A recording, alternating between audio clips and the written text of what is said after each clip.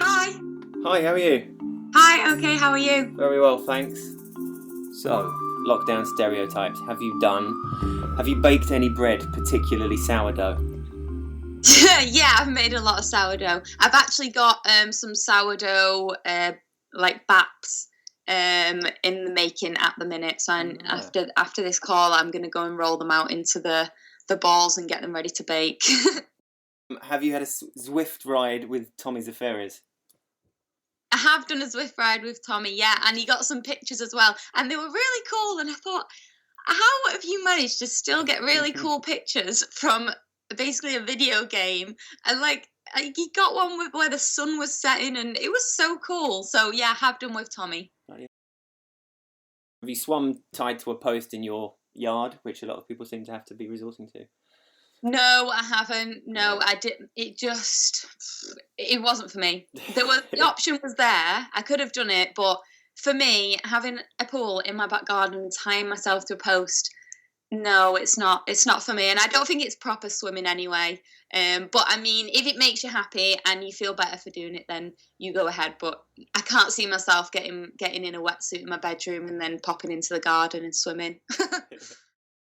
At first, like the first 2 weeks were really tough, especially when like Leeds was cancelled and then the Olympics got postponed and all these races were getting cancelled or postponed, and it hit you quite hard because you think, obviously we're so irrational. You think, right, this is it, it's over, what's the point in training, this is so stupid, everything's taken away, we've worked so hard. So yeah, I was quite down for those first 2 weeks. I didn't really train much, and I just cried a lot because it just seemed like everything was all wasted and all the plans were out the window and all that hard work was just wasted. But then I sort of got my head around it and I thought, just everyone's in the same position, Georgia. Just you can still train, we can still enjoy it. I'm just gonna basically take a step back. I don't have to be as serious now because we've got no races, so nothing really matters. I'm just going to kind of do what I want to do and what is fun for me to do. So yeah, it did take a few weeks for me to get my head around it and decide what I wanted to do. And whether I was just going to be like, right, I'm taking 2-3 weeks off completely and just letting my body rest and my mind rest. But for me, I'd rather do a little something, and to go out on a little ride makes me happy. And yeah, if I woke up one morning and was like, right, I'm going to ride for 5 hours today because that's what I wanted to do, then that's what I would go and do. Or if I woke up and I thought, I just want to sit in the garden and read my book today, then that's what I did. So this whole period has sort of been about what I've wanted to do. So yeah, we had 8 weeks of not swimming, which at first I wasn't too bothered. It was actually quite nice, and yeah, I mean, I'm not the best swimmer, and swimming's a bit of a struggle for me anyway. So I didn't miss it too much, but then I did start to get a few weeks in, and I thought I really do miss swimming now. Not like going hard or anything, just feeling the water and just being submerged in the water. It's just quite a nice feeling sometimes. Yeah. So I think actually getting into the lakes and rivers and stuff now is probably quite a nice introduction for us to get back into swimming and not just get straight to the pool where it is a bit bland and boring. We have a little like sailing club in Leeds that we kind of use, but it's private, so it's not open at the minute. So we've just kind of been using the River Wharf, so just going in on our own, me and Jess, which it's been nice. It's kind of, yeah, it's a little bit, it's nice and peaceful, but then there's moments where I kind of panic and I think, oh God, we don't know what's in here. I mean, it's lovely. I think there's parts of it that you probably have to avoid, but where we swim, it's quite nice, and we can do like we get in at the weir, and we can do like 2K straight up the river and then swim back. So it's quite nice to do. Actually, it works quite well. I mean, I'm never confident with my swimming. I think I always just think I get lucky in the water in races because I'm surrounded by amazing swimmers, because luckily I'm ranked high enough to be around those girls. So yeah, I'm never very confident going into races with my swimming. I just know that I have to go so hard at the start to hopefully get on some good feet, and then I can try and settle into it. But yeah, I think like every race for me last year, I managed to make the front packs because I work so hard in the water. But by the time I get on the bike, then I'm completely spent. Yeah. So it definitely, it's kind of deciding whether it's worth doing that and then being spent for the first part of the bike. But it worked out for me, and I think I'll continue to just try and get on the feet at the start. But yeah, I think I was going fairly well in Australia. Got some really good training in there. And it was nice to be in the heat, although it did rain quite a lot as well. But yeah, I was definitely running really well. And I think I was riding well as well. We did a few crit races out there, and I felt quite good. Especially for like right at the start of the season, it's probably the best I've been going.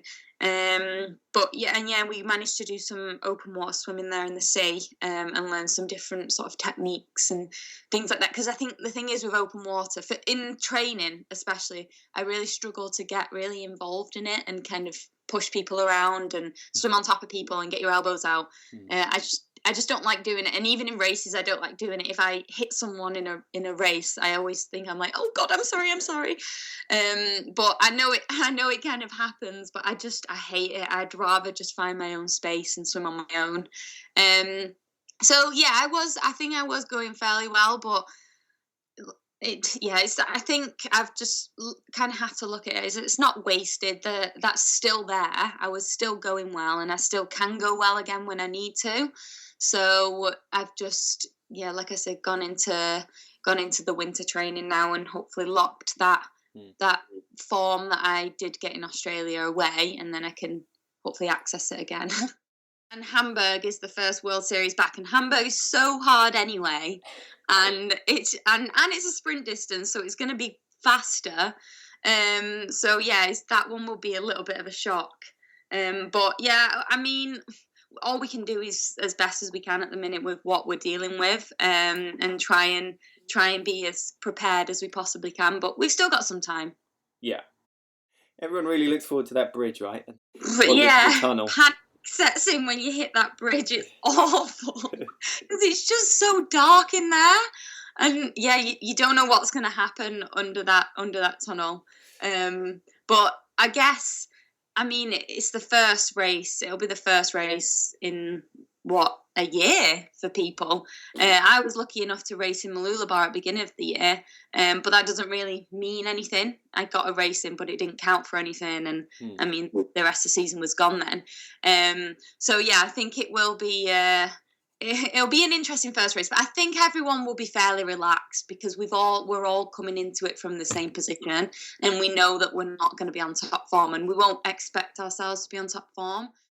Like if you look at swimmers, they had all that's their one sport taken completely, and you can't mimic that in any way really. I mean, you can do band work, but that's not swimming. So we're quite lucky that we could still run and ride. I can still do gym, and the swim is obviously important, but it's just a third of our sport. Whereas, like I said, swimmers, that's the whole thing completely taken from them. So we are quite lucky, and I think we can adapt. But then at the same time, triathletes are just stuck in a routine, and we like routine, and it's like we swim Monday to Friday, we ride on this day, we ride hard this day, we do run sessions this day, so we are definitely stuck in a routine. And so once that gets kind of blown away and we can't control it as well, I think a lot of triathletes, and especially myself, I did panic a bit, and I thought, oh god, I don't like being out of a routine. But then you do just adapt, and it's not been too dissimilar, to be fair, than what I would usually be like if we weren't in lockdown. I'm not someone that like socializes loads and is out partying at the weekend. So yeah, I think I'm quite a home bird anyway, and quiet person. I keep myself to myself, and training's been pretty much the same. It's just, like I said, it's just the swimming that we haven't been able to do. Yeah.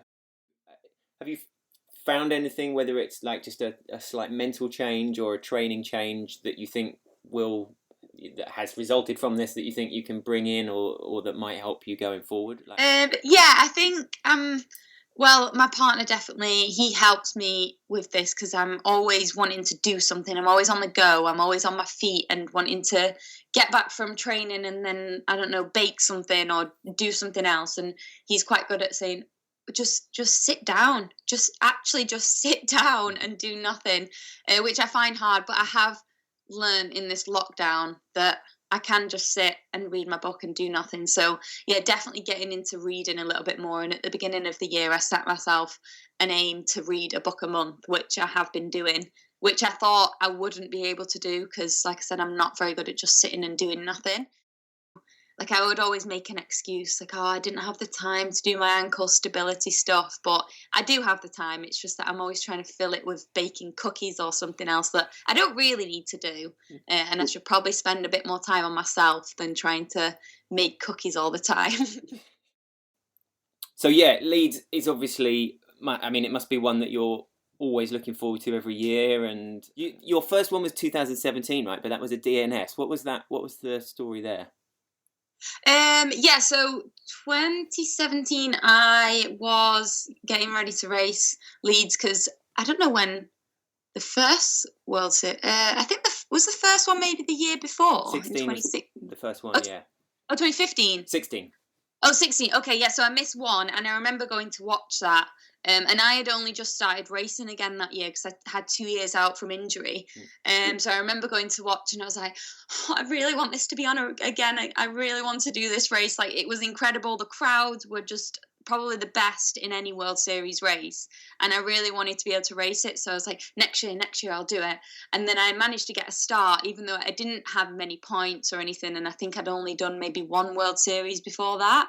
And then so I was getting ready and I was all excited to race, and then the day before I was staying at home still because obviously we were only in Leeds anyway, so I could just drive in that day, the day before the race. So I went for a little jog in the morning, only like 15 minutes just to loosen my legs, and then I was jogging home and I was about 100 meters away from the house, and I went I stepped down off the curb of the pavement, and I must have landed on like a little branch or something, and my ankle just went like full. I just felt it crunch, and I just fully stopped and had to sit on someone's garden wall. I just burst into tears, and it hurt so much. And then I hobbled home, and within 5 minutes my ankle was double the size, and it was all purple and going black, and I thought, oh no, this doesn't look good. So then I called our physio and I sent her a picture and stuff, and she was like, oh dear, that doesn't look so good. I thought, I know it doesn't, it really hurts as well. So we iced it, and I went in to see her, and the whole of that day before the race, I was seeing her maybe every 2 hours. So seeing her, and she was strapping it and then kind of wiggling it around, and then I was icing it, elevating it, doing everything I could, not putting any weight on it. And I was still going to race. I thought, it's fine. Like, it might be okay in the morning. It's just a bit inflamed. And then I woke up that morning thinking I might race. And I had to go and see her so she could make the decision. And I pretty much just, like, dragged my foot to her room. Couldn't walk properly at all. And she was like, I don't think we're going to be able to race, are we? I was like, oh, no. So I burst into tears, and then basically spent that race watching in the grandstand with a boot on my foot. So that wasn't ideal. So that was the first year that I was supposed to do it.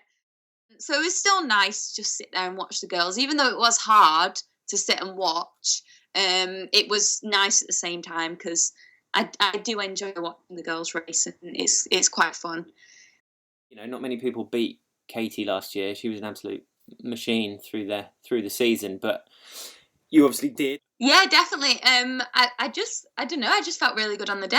I think I was in that front group. Like I said, I spend everything in the water. So the first part of the bike was really hard, especially going straight up out the hill. So I got on Jess's wheel, and then we got a nice little group formed, and then we got into town, and we just kind of kept the time gap just kept going out and out and out and extending. And I think all the crowd there and my family just made it even better. And we just worked really well as a group. And the ride in Leeds, I don't know, it felt fairly easy. I felt in control, and everything kind of felt really good. And then getting off, starting to run, I just thought, okay, relax. You're in the front group. We've got a big enough gap here. You're going to do well. And then, yeah, I just felt really good on the run. So I just sort of pulled away, and managed to keep the gap then. But I think everything just sort of came together that day, and I just felt really good.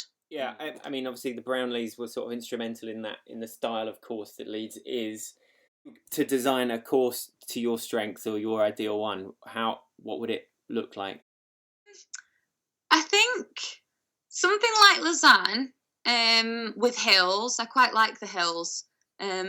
Yeah, I think I enjoy the hills, and then I like a hilly run as well.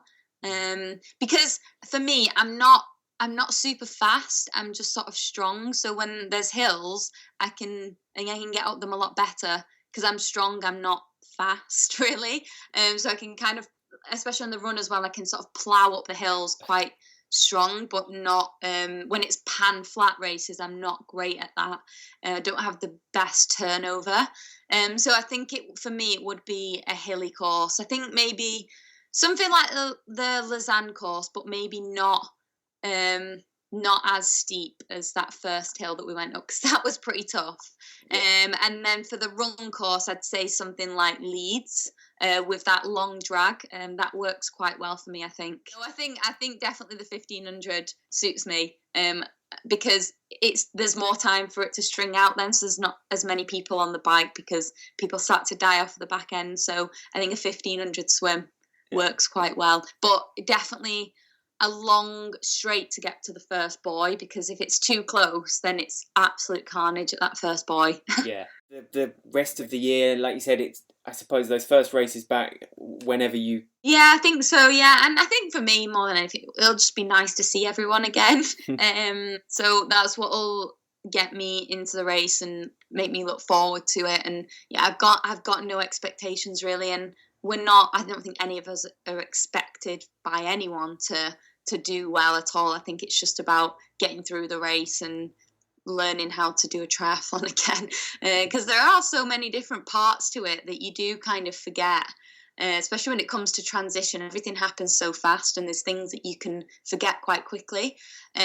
So yeah, I think it'll just be nice for me to see everyone again and just socialize a little bit. And then yeah, I do really really miss racing, and I keep going through little periods where I just think, I really want to race now, but I'll just hold tight, and I'm sure we'll get to race at some point soon.